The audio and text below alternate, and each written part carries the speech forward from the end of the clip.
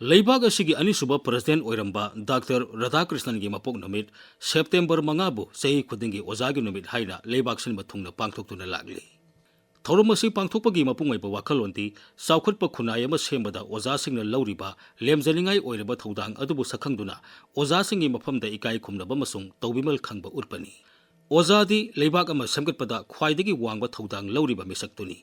Mahakti atopabu mangal pibada masa matomta sakthek sariba candle duni. Ojana mahiroi singi paklaba punsi ipaki thong oibigani. Ojana afaba citizen sing sembada natana Leibag amagi lusing basing amasung masak naiba miyoi pumnumagpusu mahakna sembani. Mahakti mahiroi singi role model ni. Oja yaudana afaba khunai ama oiba yaroi adubu hauzik oiriba khunai sigi education gi phibam asidi pandam asigi ona tainabani.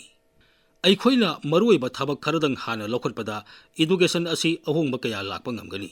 Masigidamak ahanbada ojabu ikai khumnagadabani. Oja singda matik saba khusumal pibaga loinana mangonda lairikta natana hiram khudingda afaba mahiroi puthoknaba sinagadabani. Oja singi leifam school ga nagnana thamgadabani. Masigidamak residential school lingba tangai phade. Masina Oja ga mahiroi singa matam supada tana tiknabagi khudong saba phangangani. Loinana Ojana mahiroi singbu afaba lamsat tambiduna matik saba miyoi amamam ohenbagi lambida purakani.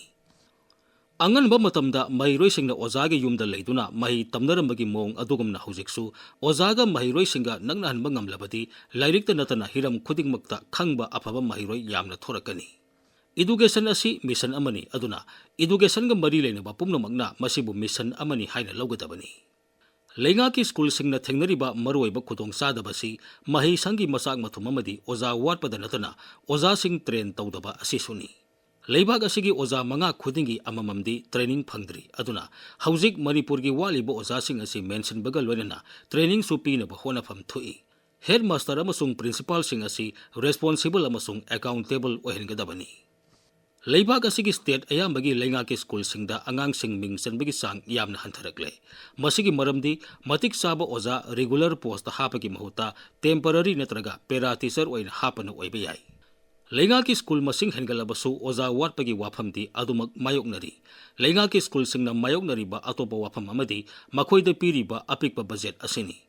Sel thumgi phibam phatabana matik saba Oja regular post hapa ngamdabadagi matik saba sadaba thidana Oja kaya contract hapli. Masina quality education amasung afaba mahiroi puthokpa ngamlakte. Tasengna hairabada education phagaran bahaibasi lusingba khara khaki thabak nate. Leibag asigi miyoi crore sa manifugi thabakni. Miyam punna thamoi segna honaminarbadi mathangi decade masak naiba ahongba ama uba phangani. Kumza lisinga masamabun humpu humbudragi tangkak adwaidadi mahiroi singna doctor engineer da natana Oja oibasu pamnarami adubu ngasidi Ojagi sinphamasi mahiroi singi aroiba priority oire. Miyoi ayamana Oja haibasi Leibag ama semgadoriba yamna lemba sinphamni haina launabagi mahuta sendong yamna laina phangba yaba lambi ama oina launarakle masi khunai asigi asouba singnaba amani. Nasigi khunai asina Ojabu pambai leijadraba miyoi amagum launaraklibasi yamna tawhidaba thabakni. Ojabu khunai asida khwaidagi ikai khumnabaga loinana mamangaida tawnaramagum leibaki amadi local gi thorum khudingda Oja singbu khwaigi mangda phamanbada natana thoramgi mapusu ohengadabani.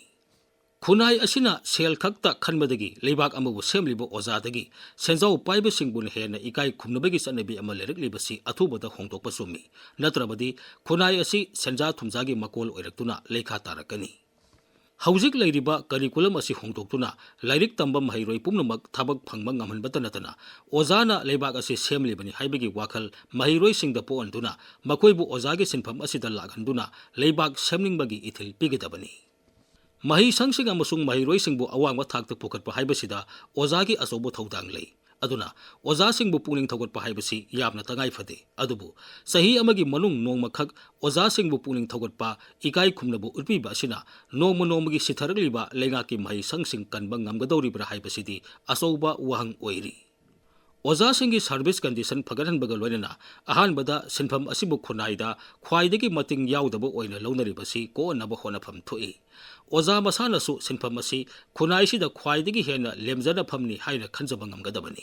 Masiga loinana Oja sing mathau tawribra mai sangsingi phibam kamdauri leifam thokpa masak mathum sing watana leiribra haibasisu matam sana yengsinpham thoi.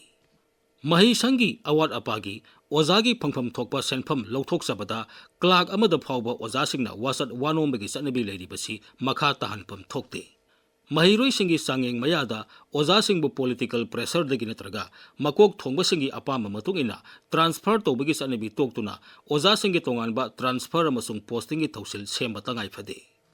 Asigumba phibam asidi yengsindana Ojagi numit khaktada afaba ojani mathau masak khangbani haiduna mana mathum khara pibanadi lamdam asigi education gi phibam phagarhan bangam khiroi education department ki official singnasu table khaktada file subagi mahuta mahi sangsing da chatuna haktheng na yengsinpam thoi masina mahi sangi award pa menkhirpata natana oja singa loisang asigi official singi marakta leiriba ahoba mesin batasu mateng oigani.